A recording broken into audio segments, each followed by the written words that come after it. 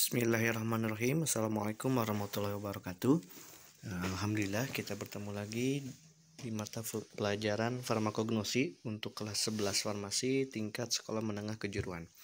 Nah, pada kesempatan kali ini kita akan membahas bab kedua atau kompetensi dasar yang kedua, yaitu tentang simplicia yang berasal dari fruktus.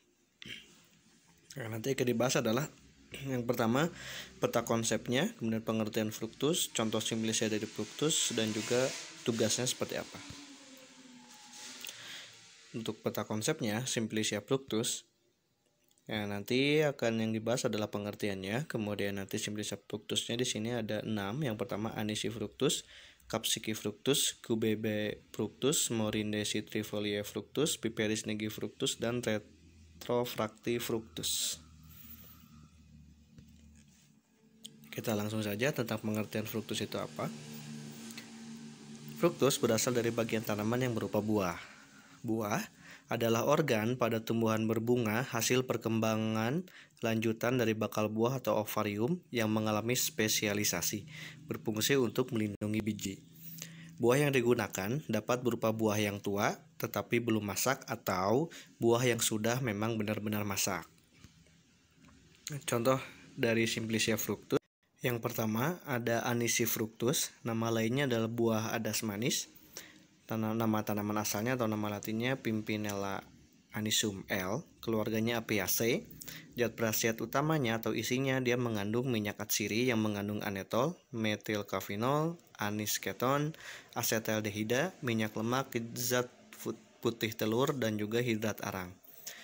Penggunaan sebagai karminatif dan obat mulas. Kemudian pemberian bau khas aromatik rasa manis. Bagian yang digunakan adalah buah yang dimasak atau buah yang sudah masak.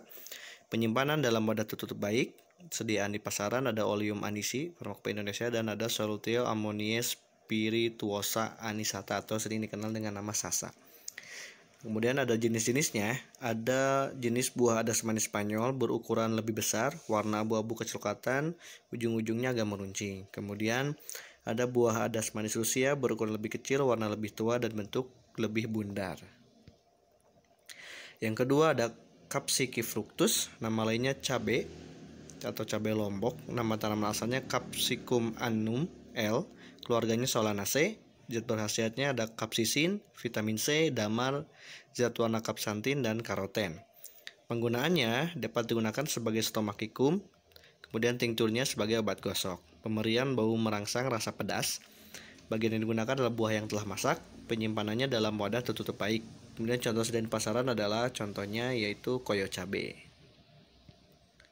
Yang ketiga ada QBB fructus, atau nama lainnya buah kemukus. Nama tanaman asalnya adalah Piper cubeba L, keluarganya Piperaceae. Zat berkhasiat utamanya adalah minyak atsiri, asam kubebat, damar, kubebin, piperin, dan juga minyak lemak. Penggunaan dapat digunakan sebagai anti diare.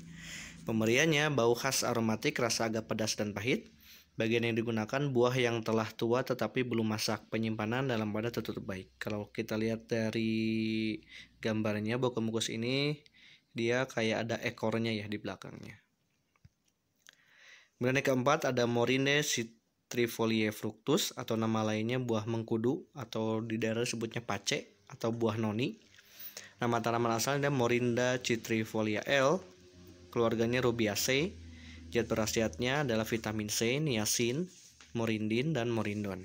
Kegunaan sebagai antidiabetik atau antidiabetes, kemudian antihipertensi, roboransia, dan ekspektoransia. Pemberian beraroma dan memiliki rasa yang tajam. Nah, sediaan di pasaran adalah namanya pacekap. Ini buah mengkudu.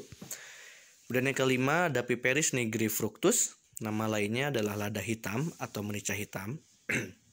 Nama tanaman asalnya adalah Piper nigrum L, keluarganya Piperaceae. Zat berkhasiatnya minyak atsiri, alkaloida, kafisin berupa hablur putih kekuningan rasa agak pedas.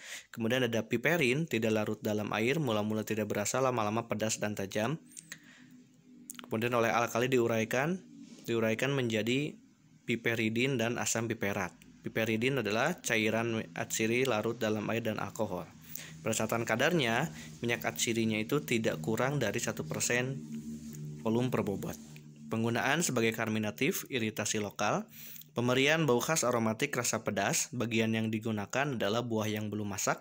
Penyimpanan dalam wadah tertutup baik. Nah, waktu panennya untuk Piperus nigifructus ini adalah buah-buahnya dipetik selagi masih hijau, kemudian dia dijemur, dikeringkan di atas api sampai menjadi hitam dan berkeriput. Kemudian dikeringkan di atas api agak berbau asap. Nah, justru yang berbau asap ini yang lebih disukai oleh masyarakat. Itu adalah lada hitam. Yang terakhir ada retrofractive fructus atau nama lainnya cabai Jawa atau biasa disebut lada panjang atau cabai jamu. Nama tanaman asalnya adalah Piper retrofractum Val. Keluarganya Piperaceae, zat berasal minyak atsiri, piperin, damar, dan pati. Kegunaannya sebagai stimulansia, karminativa, dan diaphoretika. Pemberian bau khas aromatik rasa pedas. Bagian yang digunakan adalah buah majemuk yang telah tua tetapi belum masak. Penyimpanannya dalam wadah tertutup baik. Keterangan tambahan, dalam pemeliharaan tanaman obat ini, dia perlu dipangkas setinggi 1,5 meter dari tanah agar tumbuhan ini dapat berbunga. Oke, itu adalah beberapa contoh, hanya ada 6 contoh, sebenarnya masih banyak contoh yang lain. Jadi tugasnya adalah kalian boleh mencari sisa contoh dari Simplicia fructus ini selain dari contoh yang telah dijelaskan tadi. Sebenarnya ada sekitar lebih dari 10 lah.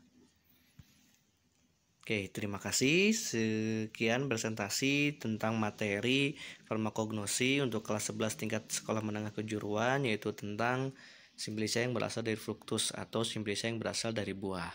Jazakumullah khair. Wassalamualaikum warahmatullahi wabarakatuh.